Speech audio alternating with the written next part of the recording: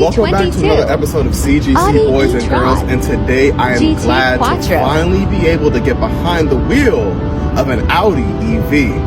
Earlier this year, we had a chance to review some BMW EVs, more specifically the i4 and the iX, but now it's time to see what the Volkswagen boys have been up to. The heavy 5,000-pound sedan is much wider than I anticipated, and it's even lower than an RS7.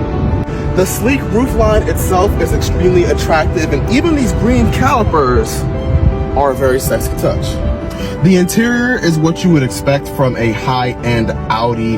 However, it is a little bit more focused than some other high-end Audi vehicles that I have recently gotten out of.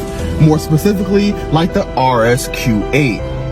However, you still have a digital gauge cluster, a 10.1-inch digital touchscreen, and also this weird-shaped pill-looking type of gear selector. Ah, yes, automakers, we love your 11,000 different type of gear selectors. Put the pill-shaped gear selector Audi thingy E-Tron. into drive, and the GT E-Tron Quattro. quietly comes to life. The 522 horsepower in this thing is no joke. Put the car in dynamic mode, hold your foot on the brake, and stab the throttle, and a soft launch will rocket you from 0 to 60 in 3.6 seconds, which is insanely fast, and it feels every bit of fast. I mean, that's basically RS7 type of territory, however, with a smaller price tag.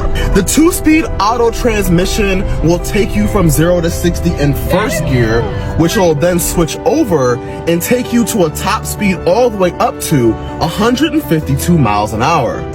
Another reason that the E-Tron GT also feels so similar to a gas-powered vehicle is that it does not have one-pedal driving like some of its competitors, like the i4 BMW or the iX BMW. You still have to step on the brake pedal to bring the car to a stop.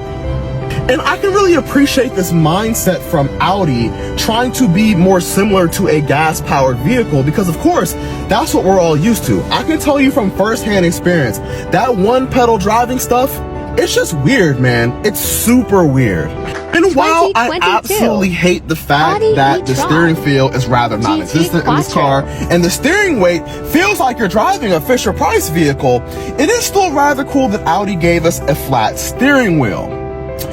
Alright, that probably doesn't make up for the fact that you can't feel anything through the steering wheel, but I try to be positive.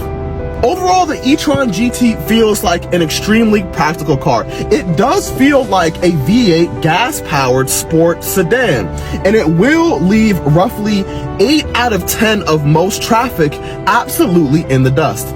Now, the range is only about 240 miles. However, Audi does have one of the fastest charging systems out there in the market.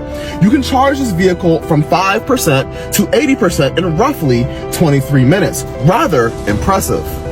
So probably your only decision when choosing an E-Tron GT and whether you want to spend $100,000 on it is probably rather, do you want the E-Tron or do you want a Porsche Taycan 4S?